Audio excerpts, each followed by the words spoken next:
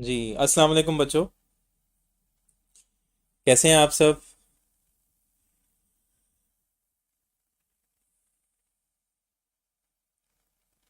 जी, उम्मीद है आप खैरियत से होंगे। जी। बच्चों, सबको आवाज़ आ रही है मेरी?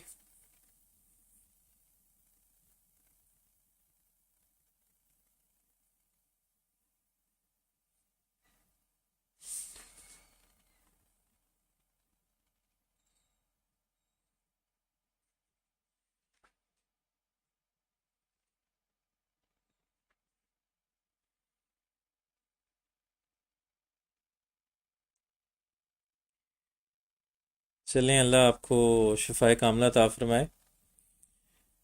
हाँ जी, कैसी हो रही है तैयारी आप सबकी? फुल जोश के साथ तैयारी हो रही है?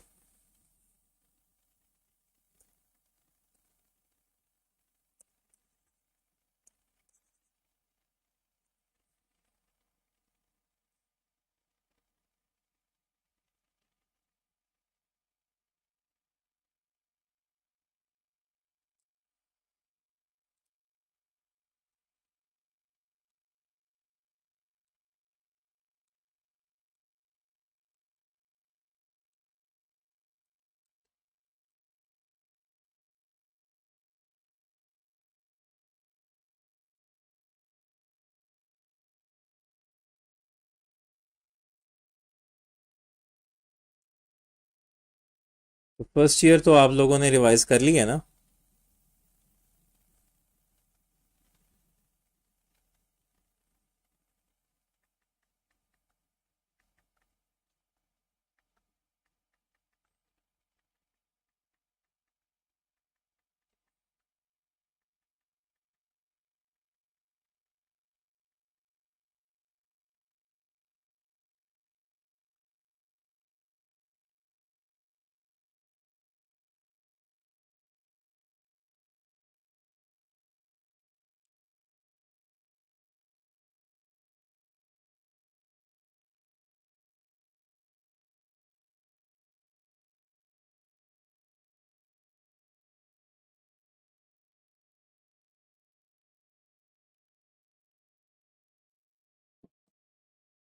जी, बस आप लोग लगे रहें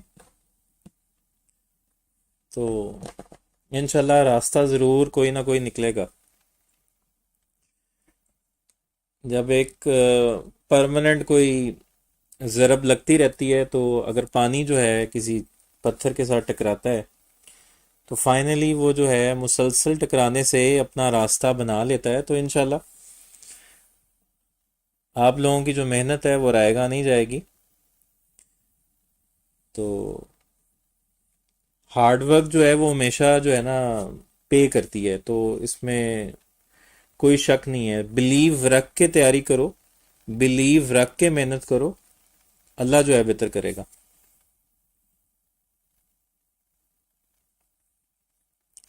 जी, तो हमने fundamental principles of organic chemistry पढ़ लिया था। हम केमिस्ट्री ऑफ हाइड्रोकार्बन्स जो है उसको स्टार्ट करेंगे।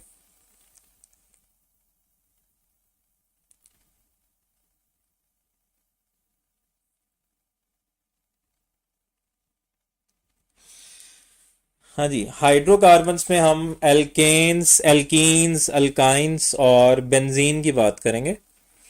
तो एल्केन्स के सिर्फ हमारे पास एक सब्स्टिट्यूशन रिएक्शन है, हम उसमें सिर्फ सब्स्टिट्यूशन रिएक्शन पढ़ेंगे।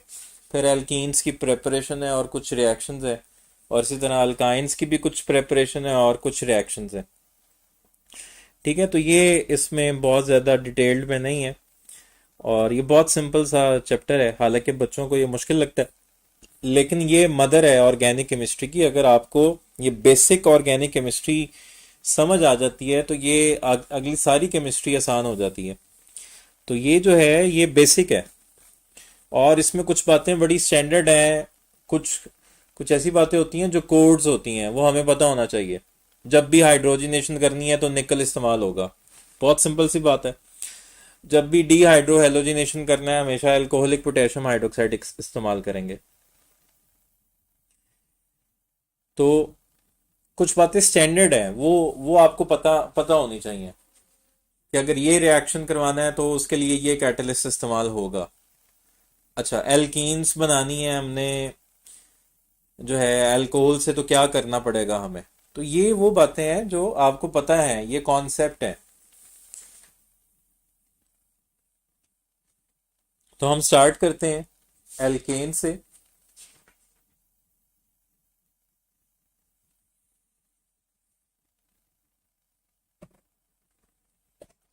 जी, ग्रिगनार्ड के साथ ईथर जो है वो मस्ट है, और वो ईथर जो है वो ड्राई ईथर होना चाहिए। अगर ड्राई नहीं होगा तो वो ज़्यादा रिएक्टिव होगा। जी, हम एल्केन्स एल्कीन्स अल्काइंस जो है इसको आज कवर करेंगे। हाँ जी, यूनिट नंबर 8 में हम पढ़ेंगे केमिस्ट्री ऑफ हाइड्रोकार्बन्स।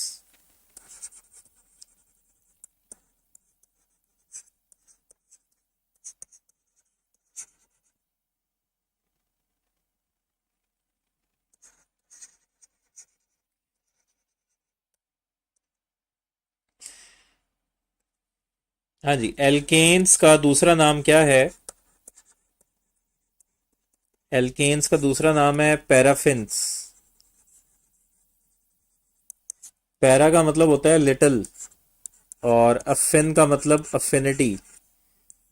क्योंकि इनकी लिटिल रिएक्टिविटी होती है, ये लीस्ट रिएक्टिव होते हैं। क्यों? क्योंकि इसमें जो कार्बन है उसके चारों बॉन्ड्स जो हैं वो कंप्लीटली सेटिस्फाइड होते हैं विद अदर एटम्स। और ये सारे बॉन्ड्स कौन से बॉन्ड्स हैं? ये सिग्मा बॉन्ड है। तो यहां पर हम ये बात करते हैं कि ये जो सिग्मा बॉन्ड है हमारे पास, ये सिग्मा बॉन्ड क्या होता है? इनर्ट होता है। तो inertness of sigma bond, inert का मतलब है जो चीज रिएक्ट नहीं करती या लीस्ट रिएक्टिव है उसको हम कहते हैं कि वो इनर्ट है। अब ये इनर्ट क्यों है? क्योंकि सिग्मा बॉन्ड जो बना है वो लीनियर ओवरलैपिंग से बना है, और लीनियर ओवरलैपिंग में दोनों न्यूक्लियाई का बहुत ज्यादा होल्ड होता है। मतलब ये कार्बन का न्यूक्लियस है और ये हाइड्रोजन का न्यूक्लियस है। तो इलेक्ट्रॉन्स जो हैं वो यहाँ सेंटर में प्रेजेंट है, तो इन दोनों के न्यूक्लियस का होल्ड है। तो इसलिए ये टाइटली पैक्ड होते हैं, ये इलेक्ट्रॉन्स टाइटली पैक्ड होते हैं। तो इसको ब्रेक करना आसान नहीं होता। और जब ये बॉन्ड ब्रेक नहीं होगा तो फिर ये किसी और के साथ रिएक्ट भी नहीं करेगा। या तो हो ना कि इसमें सब्स्टिट्यूशन हो, सॉरी एडिशन हो। क्योंकि इसमें डबल बॉन्ड तो है नहीं, इसमें क्या होनी है? सब्स्टिट्यूशन होनी है। कार्बन चार से ज्यादा बॉन्ड नहीं बना सकता, तो कार्बन ने तो चार बॉन्ड ही बनाने हैं। अगर आप कोई और ग्रुप लगाना चाह रहे हो तो आपको सब्स्टिट्यूशन करवानी है। तो एल्केन्स कौन से रिएक्शंस शो करेंगे? Substitution reactions. मतलब हाइड्रोजन निकलेगा तो उसकी जगह कोई और ग्रुप लग सकता है, डायरेक्ट कोई आप ग्रुप नहीं लगा सकते। तो इसमें जो सबसे इंपॉर्टेंट सब्स्टिट्यूशन रिएक्शन है वो इसका है जी halogenation, that is free radical substitution reaction. जी, हमारे पास जो रिएक्शन है वो है हेलोजिनेशन। तो हेलोजिनेशन एक फ्री रेडिकल सब्स्टिट्यूशन रिएक्शन है।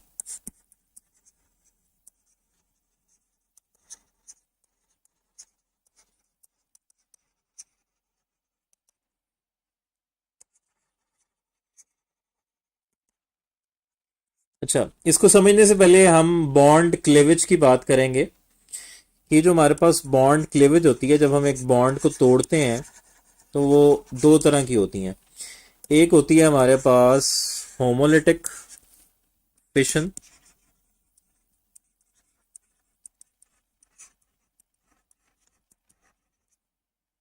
और एक होती है हमारे पास हेट्रोलिटिक फिशन।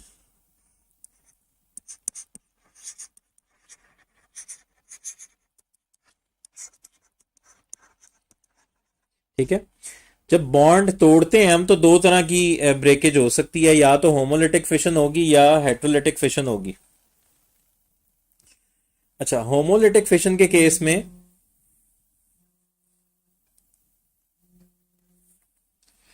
होमोलिटिक फिशन के केस में जब हम बॉन्ड को ब्रेक कर रहे हैं, लेट्स से ये हमारे पास बॉन्ड है, क्लोरीन क्लोरीन के दरमियान ये हमारे पास बॉन्ड है। तो ये जो बॉन्ड है इसमें एक एक इलेक्ट्रॉन इस क्लोरीन का है और एक इलेक्ट्रॉन इस क्लोरीन का है। अगर ये बॉन्ड इस तरह ब्रेक हो कि दोनों का इलेक्ट्रॉन दोनों को मिल जाए, इसका इलेक्ट्रॉन इसको मिल गया और इसका इलेक्ट्रॉन इसको मिल गया, तो इसको हम कहते हैं होमोलिटिक फिशन। और इसके केस में ये हमारे पास फ्री रेडिकल बन रहा है। होमोलिटिक फिशन के केस में हमारे पास फ्री रेडिकल बन रहा है। जबकि अगर हम यही मॉलिक्यूल ले लें और इसको हम इस तरह ब्रेक करें कि एक को दोनों इलेक्ट्रॉन मिल जाएं और एक को कोई इलेक्ट्रॉन ना मिले, जिसको जिसको इलेक्ट्रॉन नहीं मिला उसका एक इलेक्ट्रॉन कम हो गया, उस पर आ गया पॉजिटिव चार्ज, और जिसको दो इलेक्ट्रॉन मिल गए उसका एक इलेक्ट्रॉन ज्यादा हो गया, उस पर आ गया नेगेटिव चार्ज। ठीक है, तो इस केस में एक पॉजिटिव आयन और नेगेटिव आयन बनता है। तो होमोलिटिक फिशन के केस में हमेशा फ्री रेडिकल्स बनते हैं और हेट्रोलिटिक फिशन के केस में पॉजिटिव आयंस और नेगेटिव आयंस बनते हैं। तो यहां पर ये जो हमारे पास हेलोजिनेशन रिएक्शन है ये भी फ्री रेडिकल मैकेनिज्म है। तो ये इसमें भी फ्री रेडिकल्स बनते हैं और फ्री रेडिकल्स बनाने के लिए सनलाइट जरूरी होती है।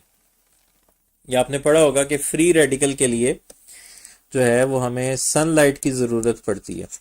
तो ये सनलाइट की प्रेजेंस में होगा हेलोजिनेशन रिएक्शन। अब हेलोजन्स हमारे पास कौन कौन से हैं? फ्लोरीन है, क्लोरीन है, ब्रोमीन है, आयोडीन है। एस्टेटीन की हम क्यों नहीं बात करते? क्योंकि वो एस्टेटीन जो है हमारे पास जो है वो लीस्ट रिएक्टिव है, वो रिएक्ट ही नहीं करता, इसलिए हम उसको जिक्र भी नहीं करते। तो सबसे ज्यादा जो फास्ट रिएक्शन होगा वो फ्लोरीन का होगा, उससे कम क्लोरीन होगा, और उससे कम ब्रोमीन, और उससे कम आयोडीन।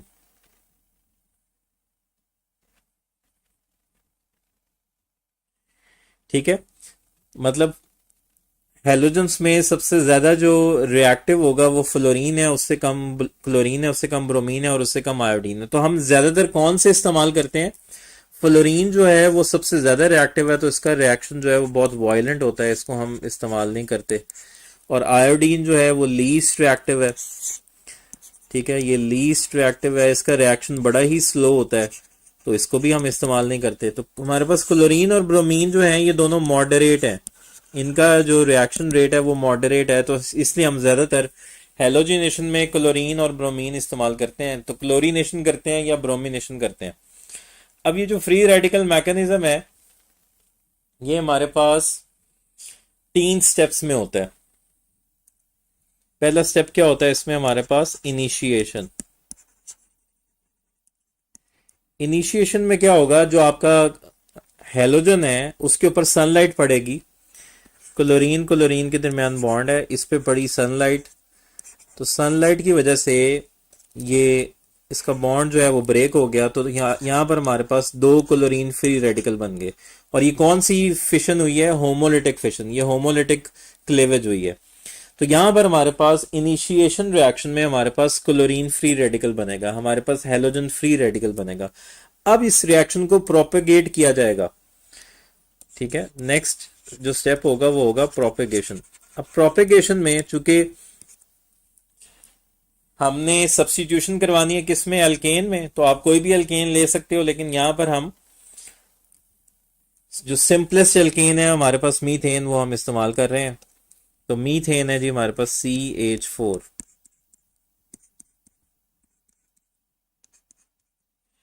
तो CH4 के साथ यहां से एक क्लोरीन फ्री रेडिकल जो है वो रिएक्ट करेगा। अब क्लोरीन फ्री रेडिकल क्या करेगा? अच्छा, यहां पर हमारे पास एक बड़ी इंपॉर्टेंट बात है, यहां पर हमारे पास रिएक्शन मिक्सचर में क्लोरीन भी मौजूद थी और रिएक्शन मिक्सचर में हमारे पास मीथेन भी मौजूद थी। रिएक्शन मिक्सचर में हमारे पास क्लोरीन भी मौजूद थी और मीथेन भी मौजूद थी, लेकिन जब सनलाइट पड़ी, जब बॉन्ड ब्रेक हुआ, तो बॉन्ड ब्रेक हुआ क्लोरीन क्लोरीन का, कार्बन हाइड्रोजन बॉन्ड ब्रेक क्यों नहीं हुआ? यहां पर जो क्वेश्चन राइज होता है कि मिक्सचर में हमारे पास ये दोनों चीजें मौजूद हैं, क्लोरीन भी है, मीथेन भी है। जब सनलाइट पड़ी तो बॉन्ड ब्रेक हुआ क्लोरीन क्लोरीन का, तो कार्बन हाइड्रोजन का बॉन्ड ब्रेक क्यों नहीं हुआ? कार्बन हाइड्रोजन का भी तो बॉन्ड ब्रेक हो सकता था।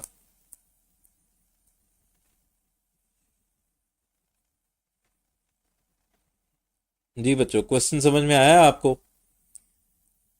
कि रिएक्शन मिक्सचर में हमारे पास क्लोरीन भी है और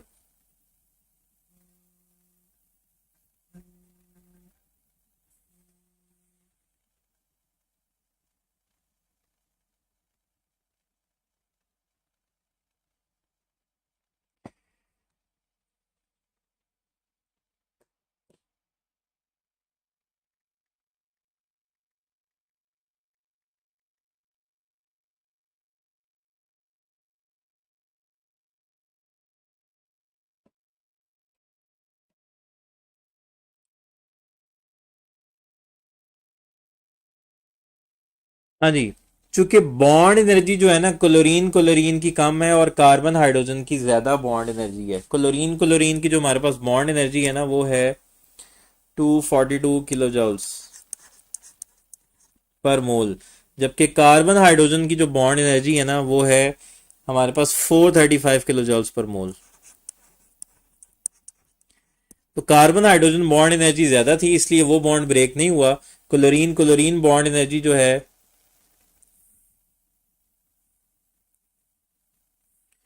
ठीक है, क्लोरीन क्लोरीन बॉन्ड एनर्जी कम है और कार्बन हाइड्रोजन बॉन्ड एनर्जी जो है वो ज्यादा है, इसलिए कार्बन हाइड्रोजन बॉन्ड ब्रेक नहीं होगा।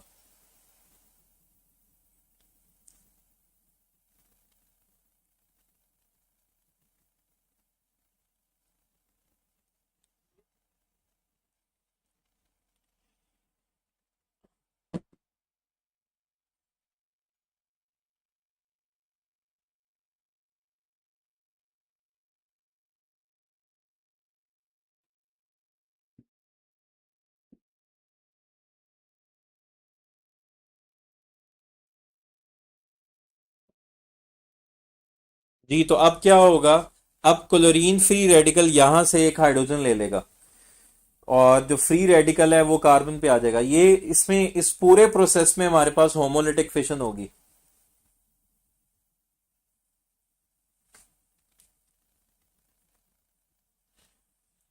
तो क्या हुआ, यहां पर होमोलिटिक फिशन होगी। यहाँ से कार्बन और हाइड्रोजन का एक बॉन्ड जो है ये होमोलिटिकली ब्रेक होगा। तो हाइड्रोजन जो है वो Cl फ्री रेडिकल के साथ मिलके HCl बन जाएगा और साथ पीछे रह जाएगा CH3। और जो कार्बन का इलेक्ट्रॉन था वो कार्बन को मिल गया, तो ये मिथाइल फ्री रेडिकल बन गया। अच्छा, यहां पर भी एक क्वेश्चन अराइज हो रहा है कि डायरेक्ट कार्बन क्लोरीन बॉन्ड क्यों नहीं बन गया, हाइड्रोजन क्लोरीन बॉन्ड क्यों बना। यहां पर भी एक क्वेश्चन अराइज होता है कि डायरेक्ट कार्बन और क्लोरीन बॉन्ड क्यों नहीं बन गया, हाइड्रोजन और क्लोरीन बॉन्ड क्यों बना। नॉर्मली ऐसा हो सकता था ना कि हाइड्रोजन अपना इलेक्ट्रॉन लेके बाहर आ जाता और क्लोरीन फ्री रेडिकल जो है ना वो कार्बन के साथ मिलके जो है ना सब्स्टिट्यूशन करवा देता। लेकिन पहले क्लोरीन फ्री रेडिकल हाइड्रोजन के साथ मिला है, कार्बन के साथ नहीं मिला। ऐसा क्यों हुआ?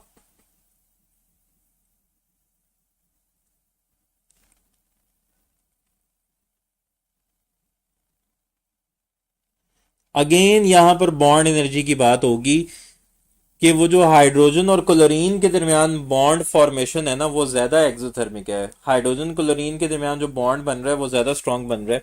मतलब अगर हम हाइड्रोजन क्लोरीन के बॉन्ड की बात करें तो हाइड्रोजन क्लोरीन की जो बॉन्ड एनर्जी है वो है 431 किलो। जबकि कार्बन और क्लोरीन में जो बॉन्ड बन रहा है बने बनता है उसकी एनर्जी होती है 350 किलो पर मोल। तो ज्यादा एनर्जी किसकी है? HCl की। इसलिए पहले हाइड्रोजन क्लोरीन के साथ बॉन्ड, क्लोरीन पहले हाइड्रोजन के साथ बॉन्ड बनाएगा। अब ये जो मिथाइल फ्री रेडिकल बन गया,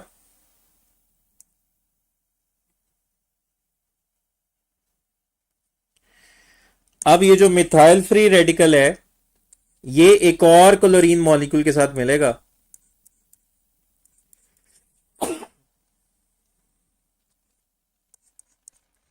एक नए क्लोरीन फ्री रेडिकल के साथ मिलेगा। तो यहां पर क्या होगा, ये कार्बन जो है ये क्लोरीन क्लोरीन यहाँ पर बॉन्ड ब्रेक होगा, होमोलिटिक फिशन होगी। तो ये क्लोरीन जो है इस कार्बन के साथ मिल जाएगा, तो कार्बन क्लोरीन के दरमियान बॉन्ड बन गया। तो इस तरह यहाँ पर ये हमारे पास मिथाइल क्लोराइड बन गई और साथ में एक क्लोरीन फ्री रेडिकल फिर से बन गया। जी, ये एनर्जी की वैल्यूज आपने याद करनी है। ठीक है, तो यहां पर अभी हमारे पास एक सब्स्टिट्यूशन हो गई है। आपने एक हाइड्रोजन निकाला, उसकी जगह एक क्लोरीन लगा दिया। यहां पर हमारे पास ये मिथाइल क्लोराइड बन गई या क्लोरोमीथेन बन गई। ठीक है,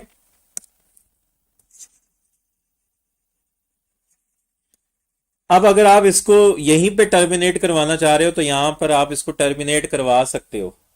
मतलब ये डिपेंड करता है कि आपने कितनी सब्स्टिट्यूशन करवानी है। अगर आपने सिर्फ एक ही सब्स्टिट्यूशन करवानी है तो आप इसको यहीं टर्मिनेट कर दोगे। अगर आपने इससे ज्यादा सब्स्टिट्यूशन करवानी है तो आप इसको मजीद और प्रोपेगेट करवाओगे। तो ये आपने याद रखना है। हर ये हमारा प्रोपेगेशन का पहला स्टेप था, ये प्रोपेगेशन का दूसरा स्टेप है। तो हर दूसरे स्टेप के जो प्रोडक्ट होंगे वो अगले रिएक्शन के लिए हमारे पास रिएक्टेंट्स होंगे। तो तीसरे स्टेप में यही हमारे पास रिएक्टेंट्स हो जाएंगे, यानी कि methyl chloride chlorine free radical के साथ मिलेगा और हर दूसरा स्टेप पहले से रिजेंबल करेगा, हर तीसरा स्टेप पहले से रिजेंबल करेगा। ये देखो, पहले स्टेप में क्या हुआ था, क्लोरीन फ्री रेडिकल ने हाइड्रोजन लिया था, अब भी यही काम होगा। इस थर्ड स्टेप में भी यही काम होगा, क्लोरीन फ्री रेडिकल यहां से एक हाइड्रोजन ले लेगा, होमोलिटिक फिशन होगी, तो ये HCl बन जाएगा और कार्बन पे आ जाएगा फ्री रेडिकल। और अब कार्बन के पास 2 हाइड्रोजन है और 1 क्लोरीन है। जी अभी हम MCQ को डिस्कस करते हैं। तो ये कार्बन पे फ्री रेडिकल आ गया। अब ये जो हर चौथा स्टेप होगा, मतलब हर दूसरा जो है ना वो रिजेंबल करेगा आपस में। तो जो सेकंड स्टेप में हुआ था, अब फोर्थ स्टेप में भी वही होगा। सेकंड स्टेप में क्या हुआ था कि कार्बन फ्री रेडिकल एक एक नए क्लोरीन मॉलिक्यूल के साथ मिला था, तो यहां पर भी ऐसा ही होगा कि ये जो हमारे पास ये कार्बन पे फ्री रेडिकल आया था,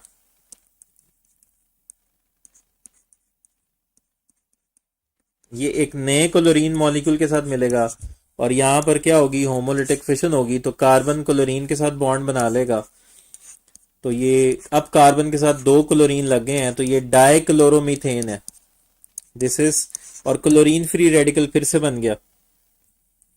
तो इस तरह आप इसको प्रोपेगेट करवाते जाओगे, जितने हाइड्रोजन आपने सब्स्टिट्यूट करने हैं, मजीद और सब्स्टिट्यूट करना है तो पांचवा स्टेप जो है, फिर यही जो प्रोडक्ट्स बने हैं यही आगे रिएक्ट करेंगे।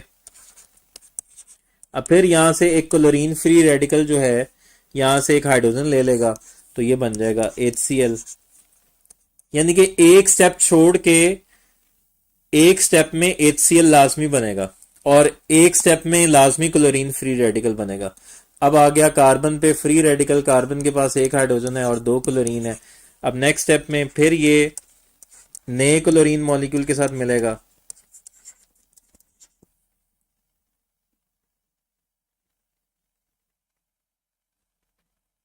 नहीं नहीं, हाइड्रोजन तो अपना इलेक्ट्रॉन लेके आता है, हाइड्रोजन अपना इलेक्ट्रॉन लेके आएगा, क्लोरीन के पास अपना इलेक्ट्रॉन था, दोनों ने म्यूचुअली इलेक्ट्रॉन शेयर किया तो वो कोवलेंट बॉन्ड बन के HCl बन गया।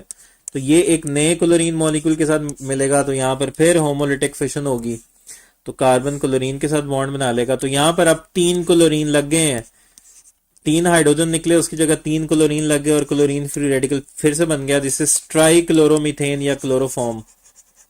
ये क्या हमारे पास, क्लोरोफॉर्म या ट्राई क्लोरोमीथेन।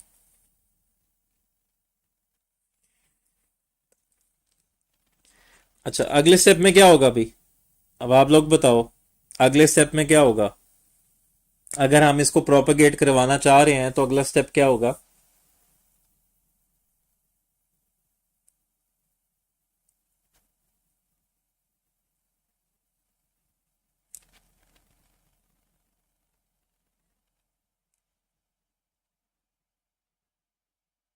जी, Cl की जगह हम ब्रोमिनेशन भी कर सकते हैं।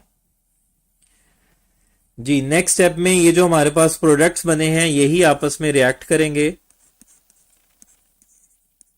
ये जो हमारे पास प्रोडक्ट बने थे ना लास्ट स्टेप में, यही आपस में रिएक्ट करेंगे और यहाँ पर अगेन क्या होगी, होमोलिटिक फिशन होगी, क्लोरीन हाइड्रोजन को ले लेगा तो वो बन जाएगा HCl और कार्बन पे आ जाएगा फ्री रेडिकल। और आखिरी स्टेप में हमारे पास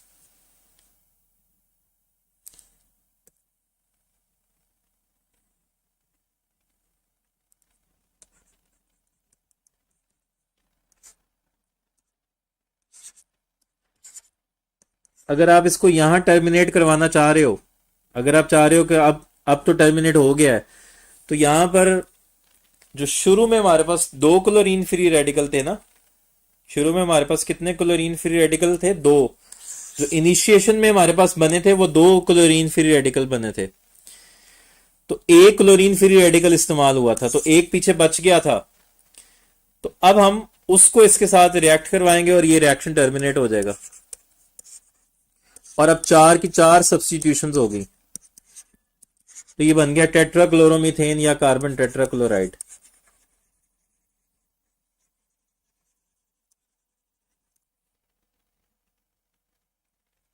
अच्छा, अगर आप सिर्फ एक सब्स्टिट्यूशन करवाना चाह रहे थे, अगर आप सिर्फ एक सब्स्टिट्यूशन करवाना चाह रहे थे, तो फिर टर्मिनेशन कहाँ होनी थी? फिर यहीं पे टर्मिनेशन हो जानी थी पहले स्टेप के बाद। जब बना था ना मिथाइल फ्री रेडिकल, तो फिर आपने इसको रिएक्ट करवा देना था, ये जो शुरू में हमारे पास एक क्लोरीन फ्री रेडिकल बचा हुआ था।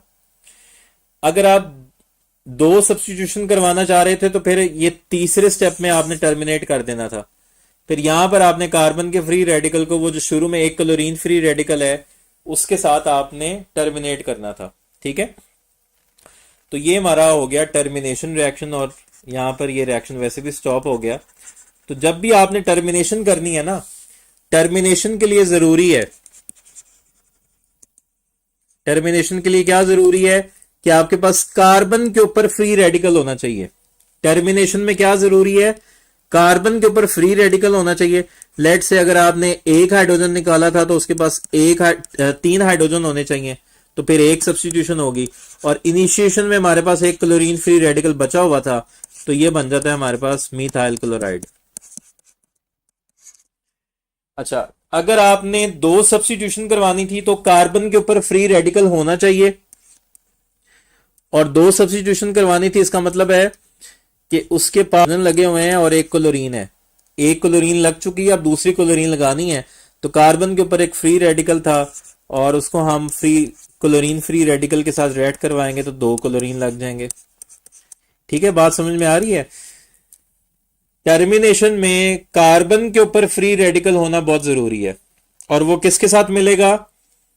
जो इनिशिएशन में हमारे पास दो क्लोरीन फ्री रेडिकल बने थे, उसमें से एक बच गया था, तो वो जो बच गया था वो उसके साथ, इसके साथ मिलके इसको टर्मिनेट करेगा। ठीक है, अब जी हमारे पास क्वेश्चन है।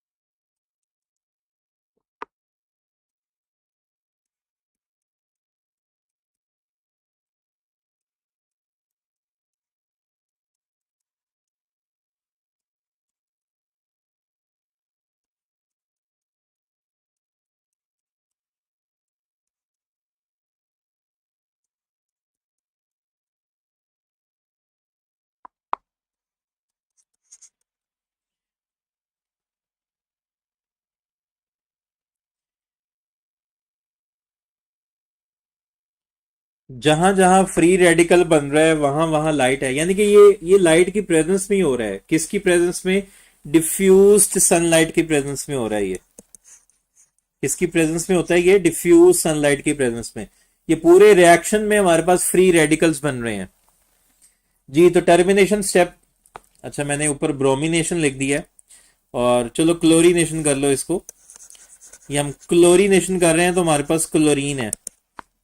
Termination step in chlorination of methane is, तो मैंने क्या बताया था, क्या जरूरी होगा टर्मिनेशन में? कार्बन के ऊपर फ्री रेडिकल और क्लोरीन के ऊपर भी फ्री रेडिकल, और दोनों मिलके एक कंबाइंड प्रोडक्ट बना देंगे। दोनों मिलके एक कंबाइंड प्रोडक्ट बना देंगे। So the right answer is Charlie जी। पहले मैंने ब्रोमिनेशन लिखा था, तो ये मैंने यहाँ पर ऑप्शंस जो हैं वो क्लोरीन की दी हैं, तो इसलिए मैंने इसको क्लोरीनेशन कर लिया।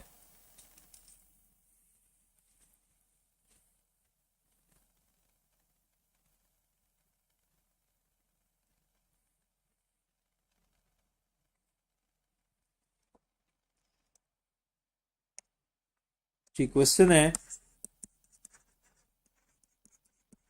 The extent of halogenation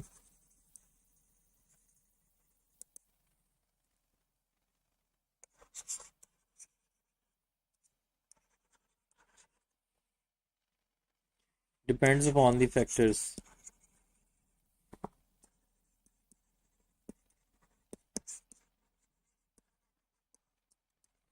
The extent of halogenation of alkanes depends upon the factors. ये ऑप्शन है हमारे पास इंटेंसिटी ऑफ यूवी लाइट। अच्छा, ये जो सनलाइट होती है ना, ये बेसिकली सनलाइट से जो रेडिएशंस आती हैं वो यूवी लाइट इंपॉर्टेंट होती है इस फ्री रेडिकल मैकेनिज्म के लिए।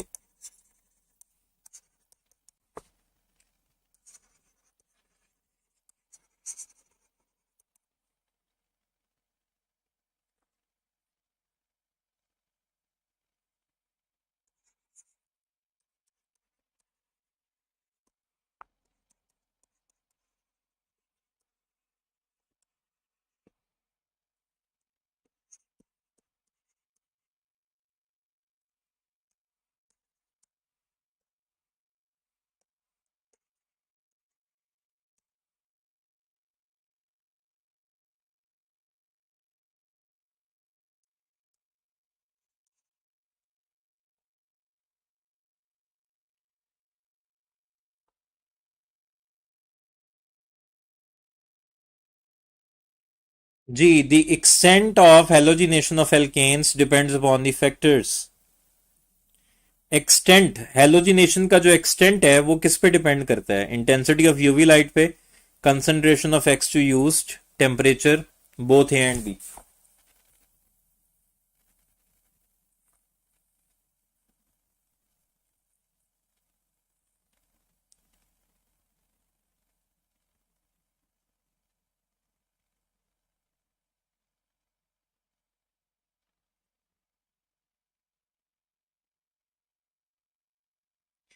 एक्सटेंट से क्या मुराद होता है? आप एक्सटेंट को किस जुमरे में लेके आते हो? What is extent? एक्सटेंट क्या होता है?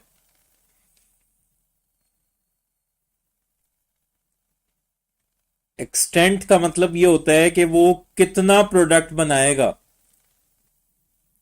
कि रिएक्शन मिक्सर में हमारे पास प्रोडक्ट कितना बनेगा।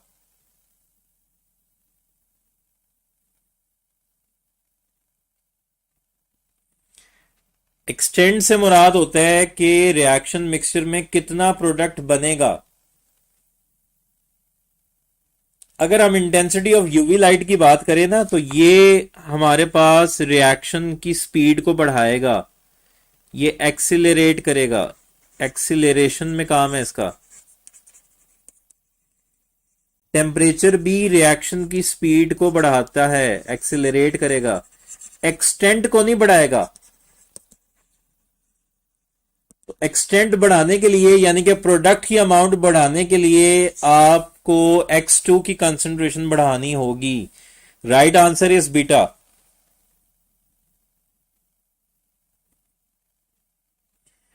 ठीक है, ये बात समझनी है आपने। इंटेंसिटी ऑफ यूवी लाइट और जो टेम्परेचर है ना, ये रिएक्शन की स्पीड को बढ़ाएगा, एक्सटेंट को नहीं बढ़ाएगा। लेकिन जो X2 की आप कंसंट्रेशन इस्तेमाल कर रहे हो, उससे जो है ना एक्सटेंट जो है ना वो बढ़ेगा। ठीक है, ये बात बड़ी इंपॉर्टेंट है, ये आपने याद रखनी है। अच्छा जी, अब हम एल्कीन्स की प्रिपरेशन पढ़ेंगे।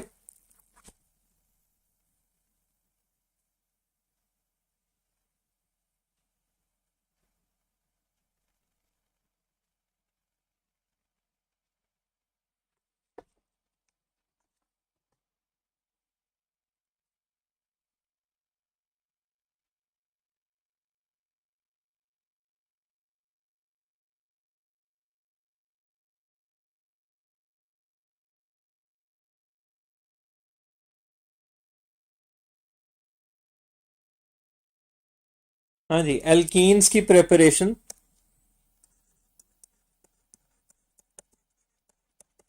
एल्कीन्स का दूसरा नाम क्या है? ओलिफिन्स। कौन सा वर्ड है? लैटिन वर्ड है ओलिफिएंट। मीनिंग ऑयल फॉर्मिंग, क्योंकि इसके लोअर मेंबर्स जो हैं वो ऑयल बनाते हैं। हमें पता है जिसमें डबल बॉन्ड होता है वो ऑयल होते हैं, जिसमें सिंगल बॉन्ड होता है वो फैट्स होते हैं। ठीक है, इसलिए हम इनको कहते हैं ऑलिफिन्स। अच्छा, एल्कीन्स को चूंकि हमने डबल बॉन्ड क्रिएट करना है, एल्कीन्स में कम से कम एक कार्बन कार्बन डबल बॉन्ड होगा। और अगर हम इनकी रिएक्टिविटी की बात करें तो इनमें जो है ना पाई बॉन्ड है, तो रिएक्टिविटी ऑफ पाई बॉन्ड कैसे बनता है हमारे पास? इसमें एक हमारे पास लीनियर ओवरलैपिंग से बनता है सिग्मा बॉन्ड, और दूसरा हमारे पास जो है वो पैरेलल ओवरलैपिंग से बनता है पाई बॉन्ड। अब ये जो पाई बॉन्ड होता है इस पे इलेक्ट्रॉन्स का जो होल्ड है वो कम होता है, तो ये जो पाई इलेक्ट्रॉन्स हैं ये लेस फर्मली हेल्ड होते हैं, यानी कि इनके ऊपर न्यूक्लियस का होल्ड कम है। तो ये पाई इलेक्ट्रॉन्स जो हैं एक्सपोज्ड होते हैं। एक्सपोज्ड होते हैं तो कोई भी इलेक्ट्रोफाइल इन पे अटैक कर लेता है, तो इसलिए इनकी रिएक्टिविटी ज्यादा होती है और ये एडिशन रिएक्शंस शो करते हैं। कौन से रिएक्शन शो करते हैं? एडिशन रिएक्शन शो करेंगे तो पूरा मॉलिक्यूल इसमें ऐड हो जाता है और कार्बन का जो डबल बॉन्ड है वो सिंगल बॉन्ड में कन्वर्ट हो जाता है। तो ये इनकी रिएक्टिविटी है कि ये ज्यादा रिएक्टिव होते हैं एल्केन से, क्योंकि इनमें पाई बॉन्ड होता है और पाई बॉन्ड जो है वो आसानी से ब्रेक हो जाता है, पाई इलेक्ट्रॉन्स एक्सपोज होते हैं। अब इनको प्रिपेयर करने के हमारे पास कौन कौन से मेथड्स हैं?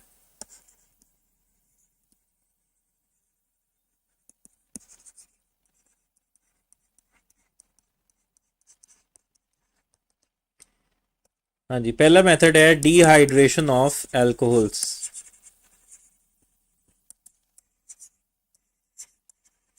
एल्कोहल्स, ROH, जिनके अंदर OH ग्रुप लगा हुआ है वो है जी एल्कोहल्स। तो इनको, इनमें से हमने वाटर रिमूव करना है। डिहाइड्रेशन ऑफ एल्कोहल्स यानी कि इनमें से हमने वाटर रिमूव करना है।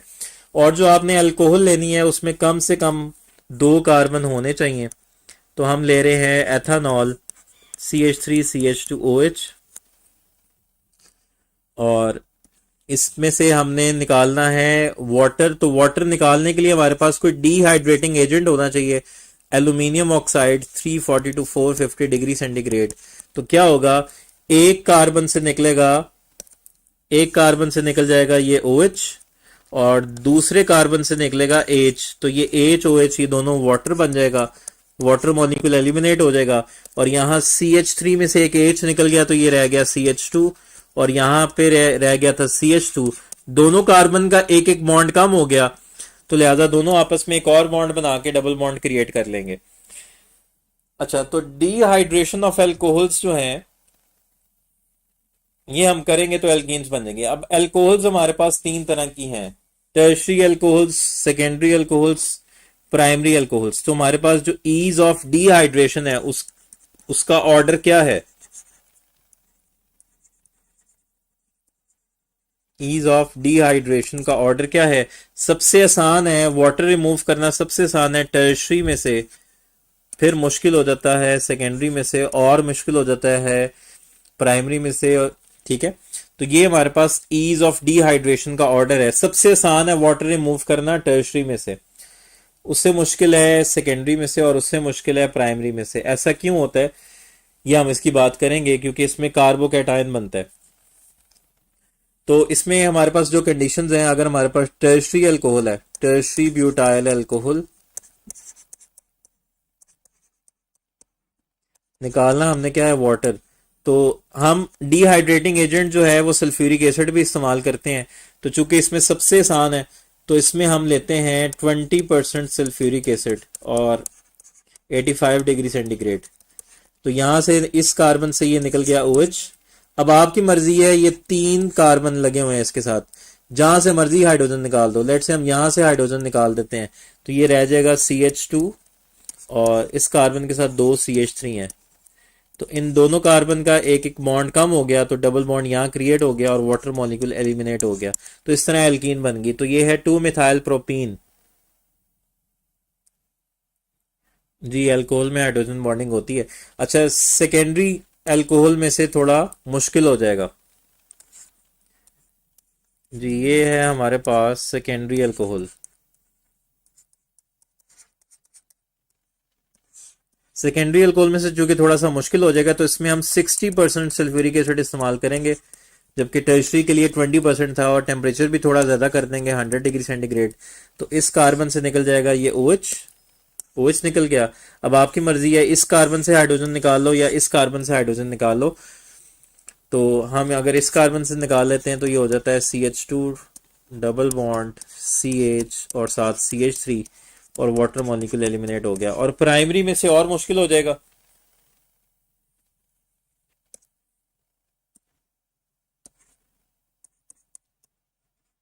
CH3 CH2 OH। तो इसके लिए आपको सल्फ्यूरिक एसिड जो है वो करना पड़ेगा 75%, और टेम्परेचर भी और बढ़ाना होगा 140 टू 170 डिग्री सेंटीग्रेड। तो यहाँ पर हमारे पास बन जाएगी एल इथीन और साथ वाटर। तो ये था जी हमारे पास डिहाइड्रेशन ऑफ एल्कोहल्स।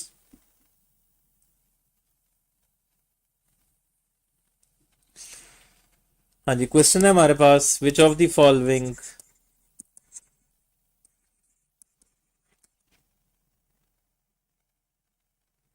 उसकी हम बात करेंगे। सेकेंडरी और प्राइमरी में से मुश्किल क्यों है उसकी हम बात करेंगे। वो कार्बोकैटायन की वजह से, कार्बोकैटायन की स्टेबिलिटी, वो उसको हम डिस्कस करेंगे।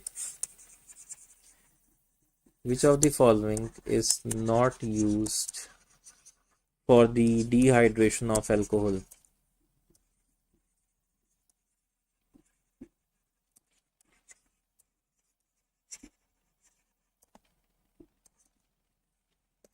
इनमें से कौन सा जो है वो डिहाइड्रेशन ऑफ एल्कोहल में इस्तेमाल नहीं होता। P4O10, HNO3, H2SO4 और H3PO4। इनमें से कौन सा जो है वो डिहाइड्रेटिंग एजेंट नहीं है एल्कोहल्स के लिए।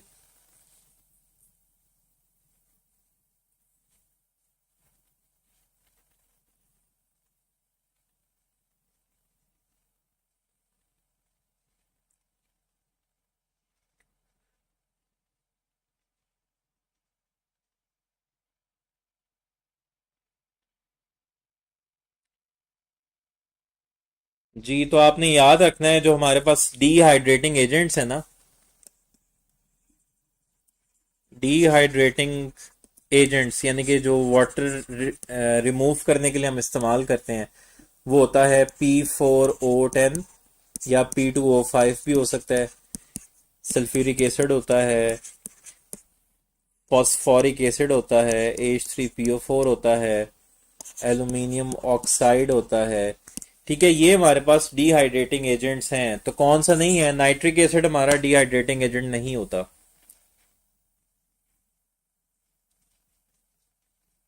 जी नमाज की ब्रेक कर ले।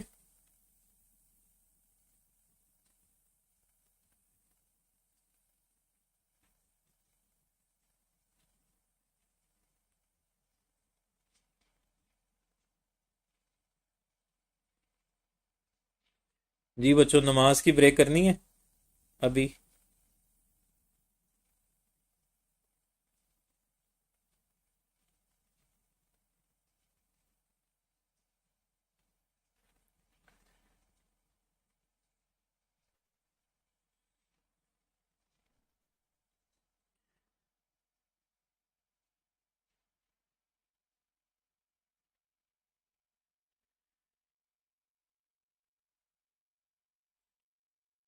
चलिए 10 मिनट्स की ब्रेक है जी। नमाज के लिए 10 मिनट्स की ब्रेक है, तो 10 मिनट्स के बाद मिलते हैं हम।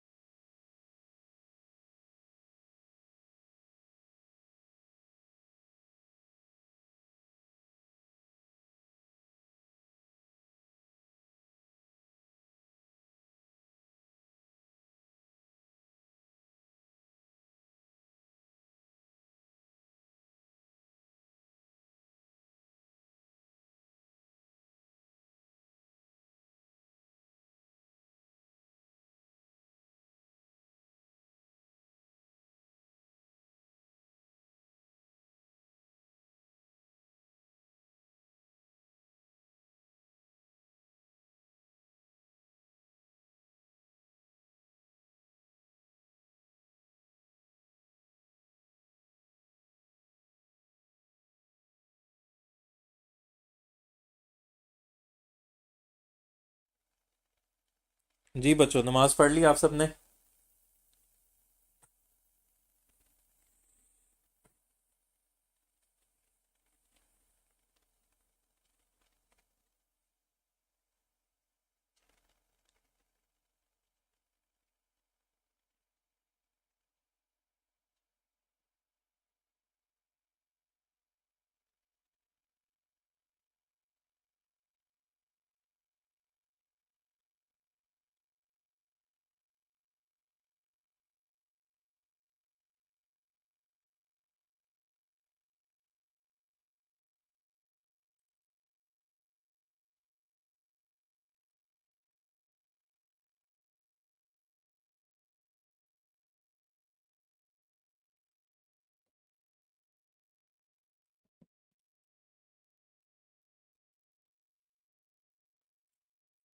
जी, तो नेक्स्ट इसका जो मेथड है ना एल्कीन्स को प्रिपेयर करने का, वो है dehydro halogenation of alkyl halides.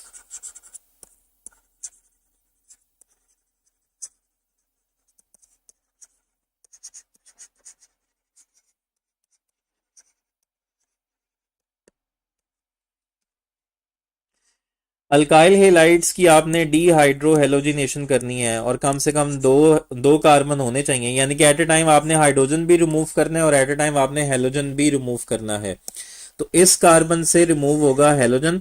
तो जिस कार्बन से हेलोजन रिमूव होगा उसके साथ वाली कार्बन से आपने हाइड्रोजन रिमूव करना है, एक ही कार्बन से दोनों रिमूव नहीं करने। और जब भी आपने डीहाइड्रो हेलोजिनेशन करनी है, आपने हमेशा एल्कोहलिक पोटेशियम हाइड्रोक्साइड इस्तेमाल करना है। जी, कौन सा potassium hydroxide? Alcoholic potassium hydroxide. तो ये बात जो है ना, ये स्टैंडर्ड है, ये हमें पता है। तो एट ए टाइम तो वो जो हेलोजन निकलेगा वो मिल जाएगा के साथ, वो बन जाएगा KCl।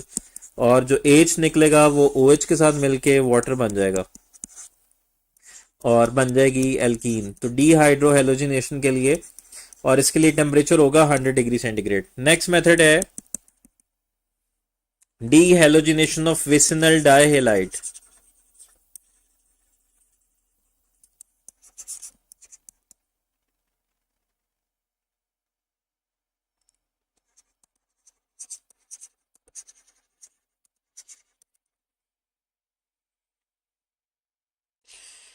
विसिनल डाइहेलाइड की आपने करनी है डी हेलोजिनेशन। सिर्फ हेलोजन रिमूव करना है, किस में से? डी विसिनल डाइहेलाइड में से। हमारे पास दो हेलोजन लगे हुए हैं, और विसिनल किसको कहते हैं? जब दो एडजेसेंट कार्बन पे, जब जब दो एडजेसेंट कार्बन पे सेम ग्रुप लगे हों, इसको हम कहते हैं विसिनल। और जब एक ही कार्बन के साथ दो सेम ग्रुप लगे हों तो इसको क्या कहते हैं? जेमिनल। जब एक ही कार्बन के साथ दो सेम ग्रुप लगे हों तो वो जेमिनल, और जब दो एडजेसेंट कार्बन पे सेम ग्रुप लगे हों तो विसिनल। जी, पंजाब टेक्स्ट बुक बोर्ड में उसका टेम्परेचर नहीं लिखा होगा, तो टेम्परेचर आपको आपने याद रख लेना कि 100 डिग्री सेंटीग्रेड होता है। तो इसकी हमने करनी है डी हेलोजिनेशन। तो जब भी आपने डी हेलोजिनेशन करनी है ना, तो इसके लिए हमेशा आपने जिंक इस्तेमाल करना है। डी हेलोजिनेशन के लिए क्या इस्तेमाल करना है आपने? जिंक। और ये किसकी प्रेजेंस में होगा? मेथनॉल की प्रेजेंस में होगा। तो जिंक क्या करेगा? जिंक ये दोनों क्लोरीन ले लेगा, एक क्लोरीन एक कार्बन से, दूसरा क्लोरीन दूसरे कार्बन से, तो ये बन जाएगा ZnCl2, और दोनों कार्बन का एक एक बॉन्ड कम हो गया और ये बन गई हमारे पास एल्कीन। जी, फोर्थ मेथड है हमारे पास कोब्स इलेक्ट्रोलिटिक मेथड।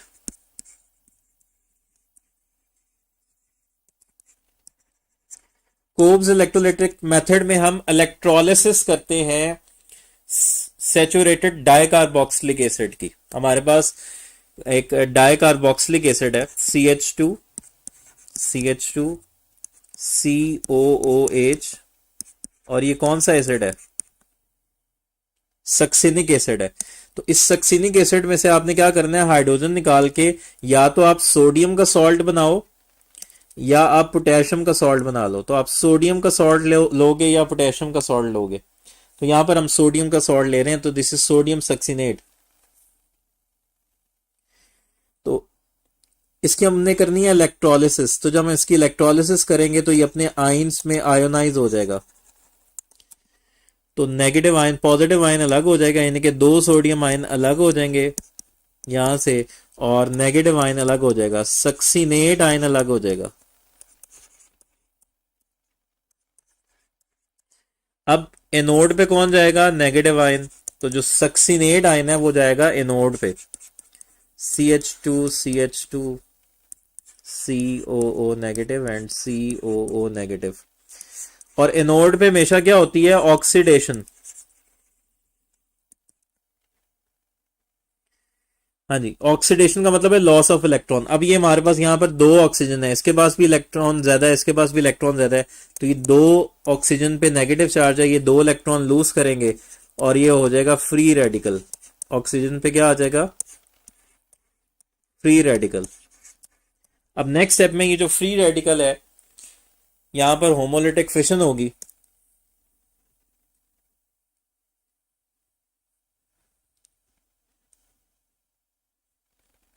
तो CH2COO free radical, CH2COO free radical. तो यहां से ये कार्बन डाइऑक्साइड निकल जाएगी और यहां से ये कार्बन डाइऑक्साइड निकल जाएगी, तो ये दो कार्बन डाइऑक्साइड के मॉलिक्यूल निकल जाएंगे। अब इन दोनों कार्बन का एक एक बॉन्ड कम हो गया, तो ये दोनों आपस में एक और बॉन्ड बना के हमारे पास एल्कीन बन जाएगी।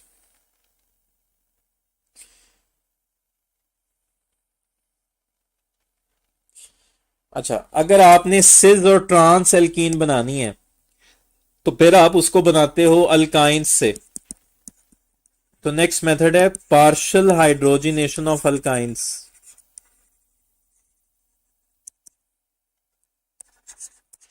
अल्काइंस, अच्छा अल्काइंस में होता है ट्रिपल बॉन्ड। अल्काइंस में अगर आप हाइड्रोजन ऐड करोगे तो वो डबल बॉन्ड बनेगा, और डबल बॉन्ड की में फिर हाइड्रोजन ऐड कर दोगे तो वो सिंगल बॉन्ड बन जाएगा। यानी कि अगर आप कंप्लीट हाइड्रोजिनेशन करोगे तो एल्केन्स बन जाएगी, और अगर आप पार्शियल हाइड्रोजिनेशन करोगे, पार्शियल का मतलब है इनकम्प्लीट, तो अगर आप पार्शियल हाइड्रोजिनेशन करोगे तो ट्रिपल बॉन्ड से डबल बॉन्ड बनेगा। जी हम वही तो कर रहे हैं, अल्काइंस की अगर हम कंप्लीट हाइड्रोजिनेशन कर देंगे तो सिंगल बॉन्ड बनेगा, एल्केन्स बनेगी। और अगर हम पार्शियल हाइड्रोजिनेशन करेंगे यानी कि इनकम्प्लीट हाइड्रोजिनेशन करेंगे तो फिर डबल बॉन्ड क्रिएट होगा। तो इसमें हमारे पास दो तरह की एल्कीन्स बनती हैं, सिज एल्कीन या ट्रांस एल्कीन बनाने का ये मेथड है। तो अगर आपने सिज एल्कीन बनानी है तो आप इसमें हाइड्रोजन मॉलिक्यूल ऐड करोगे in the presence of palladium barium sulphate quinoline. इस पूरे को हम कहते हैं लेंडलर्स कैटलिस्ट।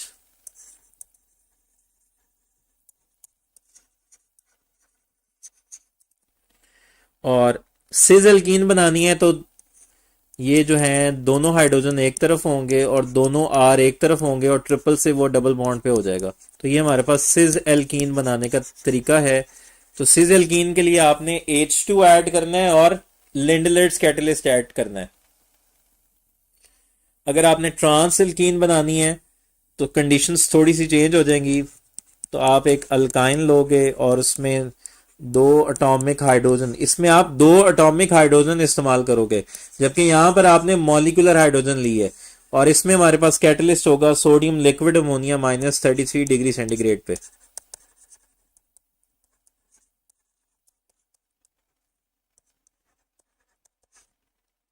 तो यहां पर हमारे पास ऑपोजिट साइड पे सेम ग्रुप्स लगेंगे, H ऑपोजिट साइड पर है, R भी ऑपोजिट साइड पर है, तो ये हमारे पास ट्रांसफॉर्म बनेगी। तो ये थी जी एल्कीन्स की प्रेपरेशन। अब हम बात करेंगे इसके एडिशन रिएक्शंस की। चूंकि हमने इसकी बात कर ली, हमने बात कर ली कि ये बहुत रिएक्टिव होते हैं। एल्कीन्स जो हैं इनमें पाई बॉन्ड होता है, पाई बॉन्ड आसानी से ब्रेक हो जाता है, इनके पाई इलेक्ट्रॉन्स एक्सपोज होते हैं, तो दैट्स वाई ये एडिशन रिएक्शंस शो करते हैं। तो हम इनके रिएक्शंस पढ़ने लगे हैं, एडिशन रिएक्शंस।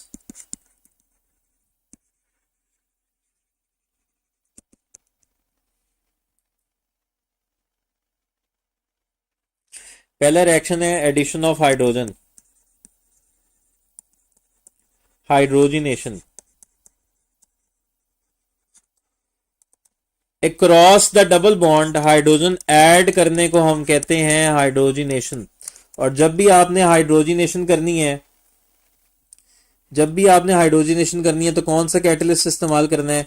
अगर आपके पास रूम टेम्परेचर है तो आप निकल 200 to 300 डिग्री सेंटीग्रेड पे आप निकल इस्तेमाल करोगे। लेकिन रूम टेम्परेचर पे आप क्या इस्तेमाल करते हो? प्लेटिनम या पैलेडियम। ये रूम टेम्परेचर पे इस्तेमाल होगा।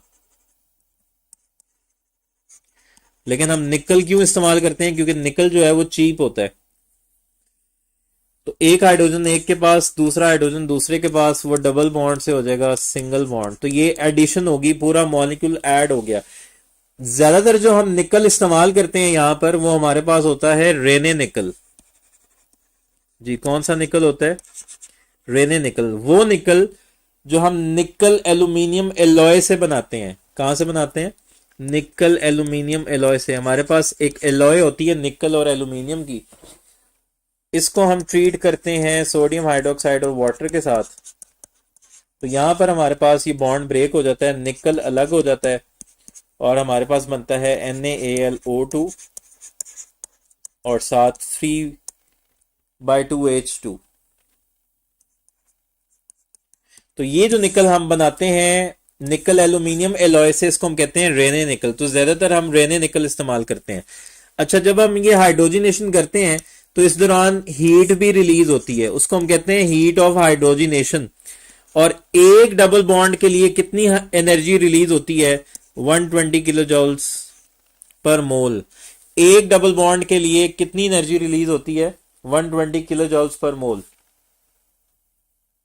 ठीक है, इसको हम कहते हैं हीट ऑफ हाइड्रोजिनेशन।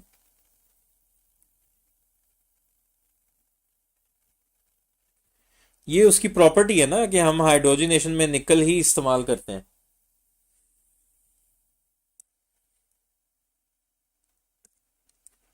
अच्छा, इसमें नेक्स्ट इसका रिएक्शन है हेलोजिनेशन। हेलोजन ऐड करने को हम कह रहे हैं हेलोजिनेशन। तो CH2 डबल बॉन्ड CH2, इसमें हम ऐड कर रहे हैं Br2 in the presence of, इसमें हम ज्यादातर इस्तेमाल करते हैं कार्बन टेट्राक्लोराइड। हेलोजन ऐड करने को हम हेलोजिनेशन कहेंगे और हेलोजन हम ऐड करेंगे इन the presence of carbon tetrachloride. तो एक ब्रोमीन एक कार्बन के साथ और दूसरी ब्रोमीन दूसरे कार्बन के साथ, तो ये हमारे पास 1,2 डाइब्रोमोइथेन बन जाएगी। अच्छा, ये रिएक्शन बहुत इंपॉर्टेंट है। एल्कीन्स हमारे पास ये बहुत इंपॉर्टेंट है। सैचुरेटेड और अनसैचुरेटेड हाइड्रोकार्बन्स में डिफ्रेंशिएट करने के लिए ये हमारे पास टेस्ट होता है, इसको हम कहते हैं ब्रोमीन वाटर टेस्ट। तो ब्रोमीन का कलर होता है रेडिश ब्राउन। अगर आपने टेस्ट करना है कि आपके पास जो कंपाउंड है उसमें डबल या ट्रिपल बॉन्ड प्रेजेंट है या नहीं है, तो आप उसमें ब्रोमीन ऐड कर दो। अगर रेडिश ब्राउन कलर डिस्चार्ज हो जाए, रेडिश ब्राउन कलर डिसअपियर हो जाए, तो इसका मतलब है कि वो अनसेचुरेटेड कंपाउंड है। अगर reddish brown colour as it is रहे, डिस्चार्ज ना हो, तो वो सेचुरेटेड है। ठीक है, क्योंकि ब्रोमीन ऐड होगी अक्रॉस द डबल बॉन्ड या ट्रिपल बॉन्ड, तो उसका कलर जो है खत्म होगा।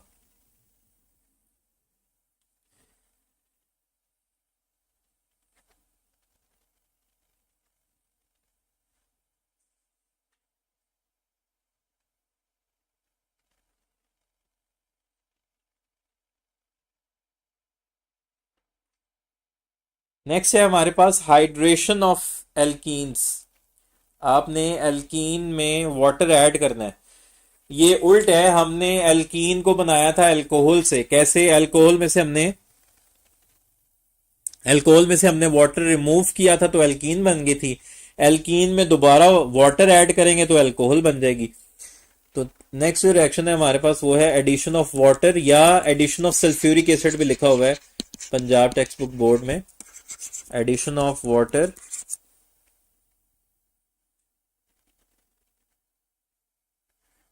बेटा वो मिक्सचर की फॉर्म में है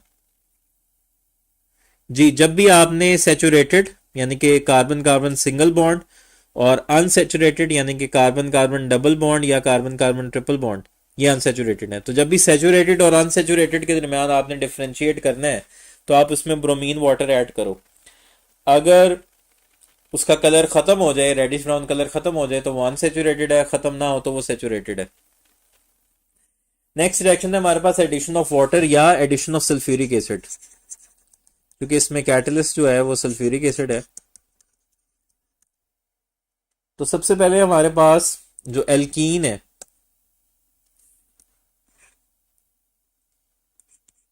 CH2 डबल बॉन्ड CH2, ये मिलती है सल्फ्यूरिक एसिड के साथ। सल्फ्यूरिक एसिड हमारे पास क्या है, HO, ये हमारे पास सल्फ्यूरिक एसिड का स्ट्रक्चर है।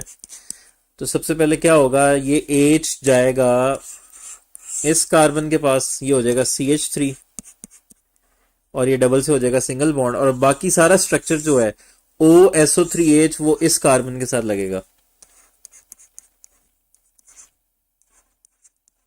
ठीक है, तो ये हमारे पास इथाइल हाइड्रोजन सल्फेट बना, ये हमारे पास एक इंटरमीडिएट कंपाउंड है।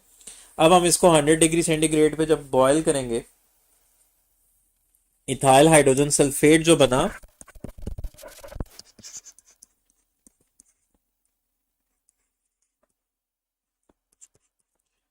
अब हम इसमें क्या ऐड करेंगे, बेसिकली वाटर।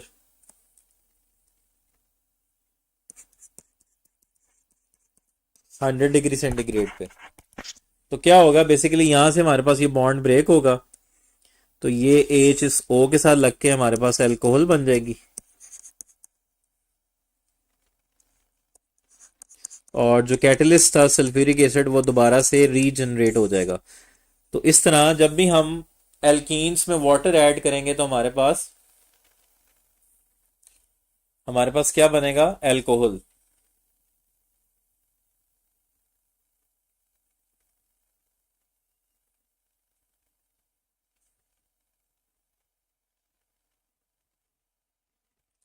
अच्छा, यहां पर एक इंपॉर्टेंट बात है, अगर आप कंसंट्रेटेड सल्फ्यूरिक एसिड इस्तेमाल कर रहे हो ना, तो ये रिएक्शन इस तरह प्रोसीड होगा। अगर आप सल्फ्यूरिक एसिड इस्तेमाल कर रहे हो कंसंट्रेटेड, तो फिर इथाइल हाइड्रोजन सल्फेट बनेगा पहले। लेकिन अगर आप 10% सल्फ्यूरिक एसिड इस्तेमाल करते हो तो फिर डायरेक्ट अल्कोहल बन जाएगी, फिर पहले ये इंटरमीडिएट नहीं बनेगा। ये इंटरमीडिएट कब बनेगा, अगर आप सल्फ्यूरिक एसिड कंसंट्रेटेड इस्तेमाल कर रहे हो, तो फिर वो उसमें डिजोल्व होके इथाइल हाइड्रोजन सल्फेट बना देगा। लेकिन अगर आप सल्फ्यूरिक एसिड की अमाउंट कम इस्तेमाल करोगे, जैसे कि 10% सल्फ्यूरिक एसिड, तो फिर डायरेक्ट अल्कोहल बन जाएगी, फिर डायरेक्ट वाटर ऐड हो जाएगा। अच्छा जी, नेक्स्ट हमारे पास रिएक्शन है विद हाइड्रोजन हेलाइड।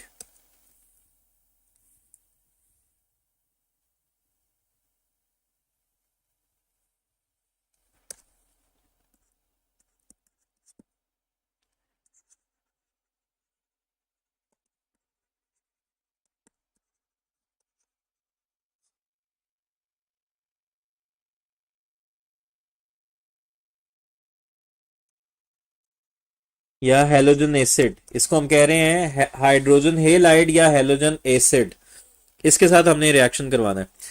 अच्छा जी, अगर तो हमारे पास सिमेट्रिकल एल्कीन है, जो डबल बॉन्डेड कार्बन्स हैं, अगर उन दोनों के पास हमारे पास equal number of hydrogen atoms हैं, तो उसको हम कहते हैं सिमेट्रिकल एल्कीन।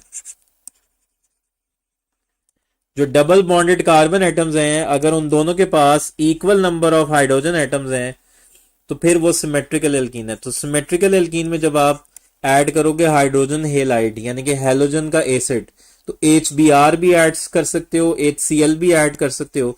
तो अगर हम इसमें HBr ऐड करेंगे तो इसमें हाइड्रोजन पार्शल पॉजिटिव है और Br पार्शल नेगेटिव है, तो एक के पास चला जाएगा H और एक के पास चला जाएगा Br। कब, जब आपके पास ये सिमेट्रिकल एल्कीन है, तो फिर तो कोई मसला नहीं है, फिर जिसको मर्जी हाइड्रोजन दे दो, जिसको मर्जी Br नेगेटिव दे दो।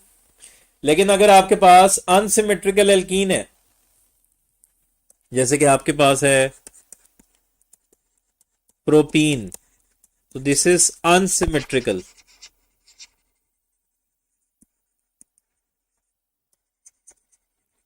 ठीक है, ये आपके पास अनसिमेट्रिकल है, यानी कि ये डबल बॉन्डेड कार्बन एटम्स हैं और इन दोनों के पास equal number of hydrogen atoms नहीं है, एक के पास एक हाइड्रोजन है और एक के पास दो हाइड्रोजन है। तो जब आप ऐड करोगे अब इसमें HBr को, अब यहां पर एक रूल अप्लाई होगा, दैट इज मार्कोनिकॉफ्स रूल। अब यहां पर कौन सा रूल अप्लाई होगा? Markovnikov's rule. मार्कोनी। तो जो नेगेटिव पार्ट है वो उसके पास जाएगा जिसके पास कम हाइड्रोजन है। नेगेटिव पार्ट किसके पास जाएगा? जिसके पास कम हाइड्रोजन है। और पॉजिटिव पार्ट उसके पास जाएगा जिसके पास ज्यादा हाइड्रोजन है। तो हमारे पास जो प्रोडक्ट बनेगा वो बनेगा 2 ब्रोमोप्रोपेन, ना कि 1 ब्रोमोप्रोपेन। ठीक है, 2 ब्रोमोप्रोपेन बनेगा, 1 ब्रोमोप्रोपेन नहीं बनेगा। क्यों? In the addition of an unsymmetrical reagent to an unsymmetrical alkene, the negative part of the adding reagent goes to that carbon constituting the double bond which has least number of hydrogen atoms। तो ये हमेशा, ये नहीं कि ये हमेशा हम HBr में ये रूल अप्लाई करेंगे।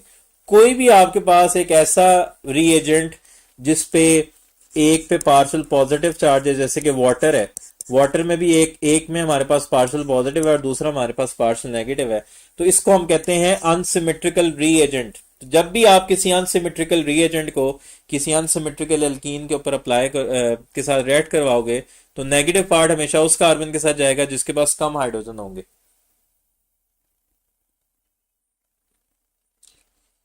उसके बाद है हमारे पास एडिशन ऑफ ऑक्सीजन।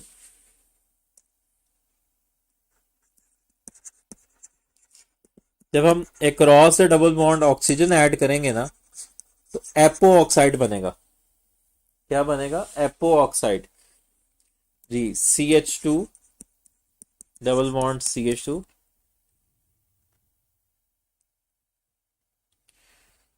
प्लस इसमें हम एक ऑक्सीजन एटम ऐड करेंगे क्योंकि इसमें साइकिल बनना है। और इसमें जो हमारे पास कैटलिस्ट है ना एडिशन ऑफ ऑक्सीजन में, वो है सिल्वर ऑक्साइड 300 डिग्री सेंटीग्रेड पे।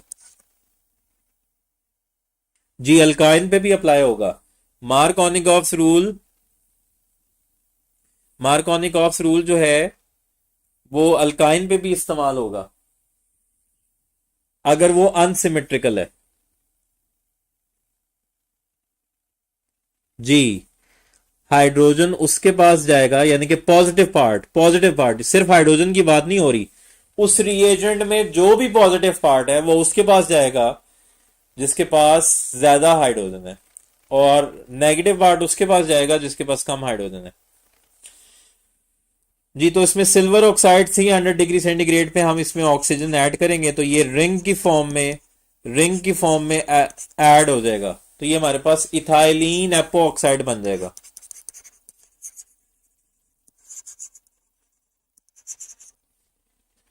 नेक्स्ट हमारे पास रिएक्शन है हाइड्रोक्सिलेशन।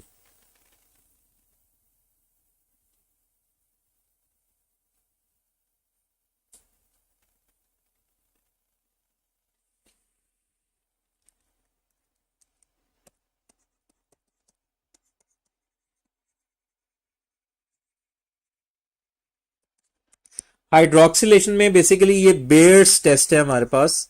इसमें हम बेयर्स रिएजेंट इस्तेमाल करते हैं, और बेयर्स टेस्ट में हम कौन सा रिएजेंट इस्तेमाल करते हैं? Bears reagent. और बेयर्स रिएजेंट क्या होता है?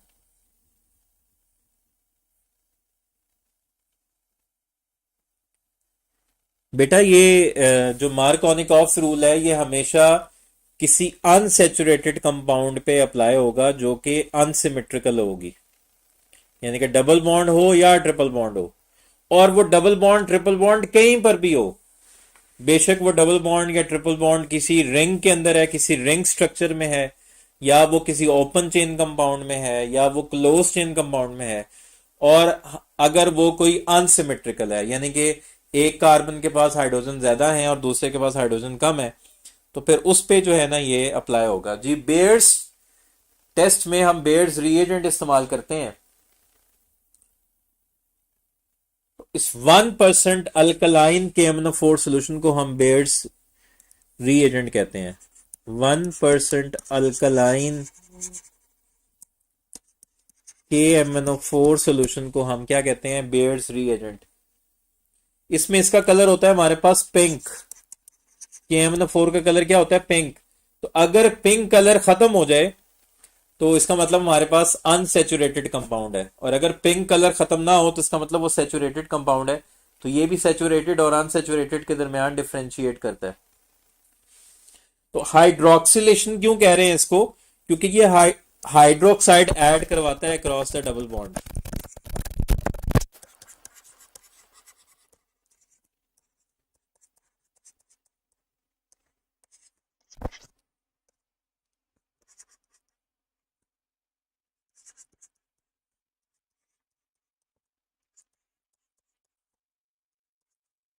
ठीक है, साथ 2MnO2 और 2KOH बन जाएगा।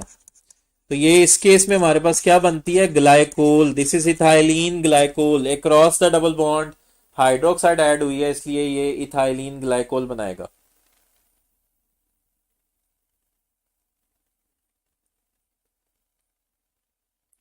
अच्छा, इस रिएक्शन को अगर हम थोड़ा सा मॉडिफाई कर लें, मतलब यहां पर हम इसको 1% सोल्यूशन ले रहे हैं। बेयर्स टेस्ट में हम कितने परसेंट ले रहे हैं? यानी कि बहुत डाइल्यूट सोल्यूशन है। ये जो KMnO4 सोल्यूशन है ये बहुत डाइल्यूट है, 1% अल्कलाइन KMnO4 है।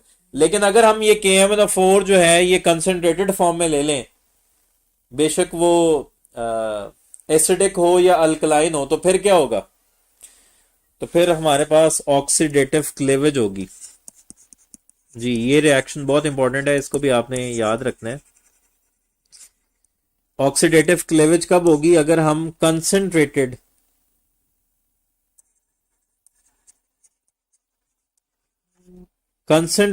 एसिडिक या बेसिक अल्कलाइन KMnO4 इस्तेमाल करेंगे, तो फिर हमारे पास हाइड्रोक्सिलेशन नहीं होगी, फिर हमारे पास ऑक्सीडेटिव क्लेवेज होगी। जैसे कि अगर हमारे पास 2 ब्यूटीन है और इसमें आपने कोई सिमेट्रिकल एल्कीन लेनी है, CH3CH डबल बॉन्ड, तो इसमें आप ऐड करोगे 4 एटॉमिक ऑक्सीजन। क्या ऐड करोगे? 4 एटॉमिक ऑक्सीजन। और ये किसकी प्रेजेंस में हो रहा है? कंसंट्रेटेड एसिडिक या basic potassium hydroxide, sorry potassium पर मैंगनेट KMnO4। तो यहां पर हम इसको अल्कलाइन की प्रेजेंस में ले रहे हैं। तो यहां पर ये वर्ड है जी ऑक्सीडेटिव क्लेवेज। क्लेवेज का मतलब है कि बॉन्ड ब्रेक होगा। तो एक तो ये डबल बॉन्ड ब्रेक होगा, तो ये डबल बॉन्ड ब्रेक हो जाएगा। दूसरा है ऑक्सीडेटिव, मतलब ऑक्सीजन ऐड होगा, तो ये ऑक्सीजन ऐड होगा कार्बन के साथ। तो 2 ऑक्सीजन इस कार्बन के साथ, 2 ऑक्सीजन इस कार्बन के साथ। चूंकि 4 एटॉमिक ऑक्सीजन हमने इस्तेमाल किए हैं, तो ये भी हमारे पास एसिड बन जाएगा और ये भी हमारे पास एसिड बन जाएगा। तो ये हमारे पास 2 एसिडिक एसिड बन जाएंगे। तो ये बात बहुत इंपॉर्टेंट है। अगर आप किसी सिमेट्रिकल एल्कीन में अगर आप किसी सिमेट्रिकल एल्कीन में एसिडिक पोटेशियम पर मैंगनेट इस्तेमाल करोगे, तो फिर एसिड बनेगा। फिर क्या बनेगा? और वो दोनों एसिड जो हैं वो एक ही तरह के होंगे, क्योंकि हम इसमें सिमेट्रिकल एल्कीन लेंगे।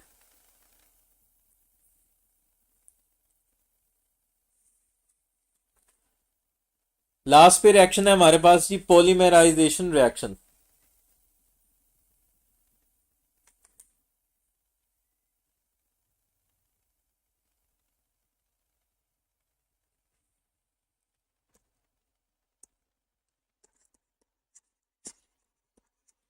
पॉलीमराइजेशन का मतलब होता है पॉलीमर्स बनाना।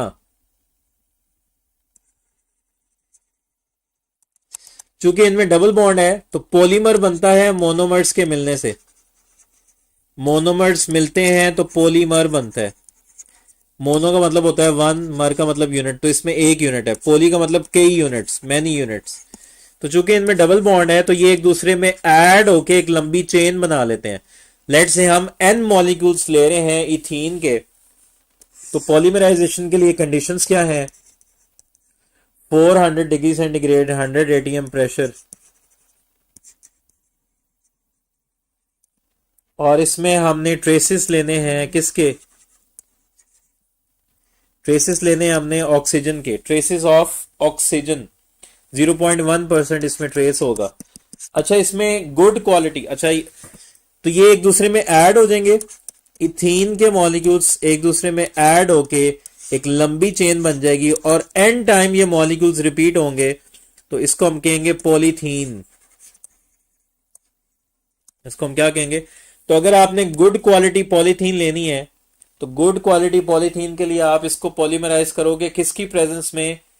एल्यूमिनियम ट्राईइथाइल में और टाइटेनियम टेट्राक्लोराइड में। ठीक है, ये बात इंपॉर्टेंट है। एल्यूमिनियम ट्राईइथाइल, एल्यूमिनियम के साथ 3 इथाइल ग्रुप हैं, और दूसरा है हमारे पास टाइटेनियम टेट्राक्लोराइड। तो इन दोनों की मदद से हम पॉलीथीन की जो है गुड क्वालिटी हमें मिलती है। ठीक है बच्चों।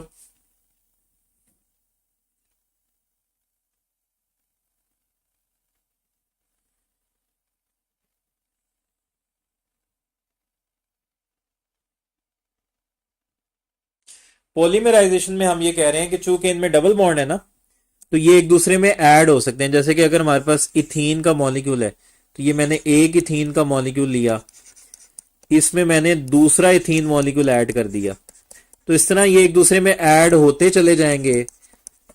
तो इसका मतलब है इनमें जो रिपीटिंग यूनिट है वो कौन सा है? इनमें रिपीटिंग यूनिट ये वाला रिपीटिंग यूनिट है, तो ये यूनिट इनमें रिपीट होगा। तो जितने जितने मॉलिक्यूल लोगे उतने टाइम ये मॉलिक्यूल रिपीट होगा अपनी चेन के अंदर। ठीक है, तो इसको हम कहते हैं पॉलीमराइजेशन प्रोसेस, और इसमें 400 डिग्री सेंटीग्रेड, 100 एटीएम प्रेशर और ऑक्सीजन के ट्रेसेस चाहिए। और अगर आपने गुड क्वालिटी पॉलीथीन बनानी है, तो आपको चाहिए एल्यूमिनियम ट्राईथाइल और टाइटेनियम टेट्राक्लोराइड।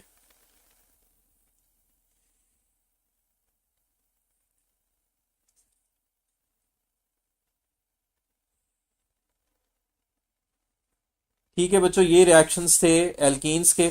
अब आपकी बायो की क्लास है, इंशाल्लाह कल हम अल्काइंस और बेंजीन को पढ़ेंगे।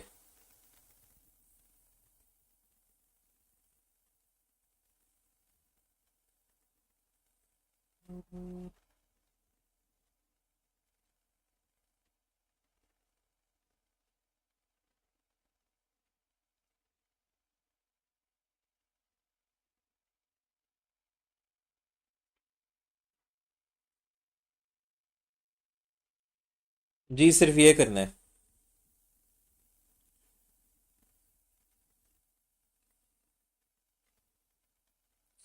जी, इस पॉलीमराइजेशन को हम कहते हैं एडिशन पॉलीमराइजेशन, क्योंकि इसमें मॉलिक्यूल्स ऐड हो रहे हैं। कंडेंसेशन वो होता है जिसमें दो मॉलिक्यूल्स आपस में मिले और कोई स्मॉल मॉलिक्यूल एलिमिनेट हो। जैसे कि जब दो मॉलिक्यूल मिलते हैं तो वाटर मॉलिक्यूल निकल जाता है, वो होता है कंडेंसेशन। लेकिन यहां पर एडिशन हो रही है, दो मॉलिक्यूल्स आपस में ऐड हो रहे हैं, क्योंकि इनमें डबल बॉन्ड है ना, तो ये एडिशन पॉलीमराइजेशन है।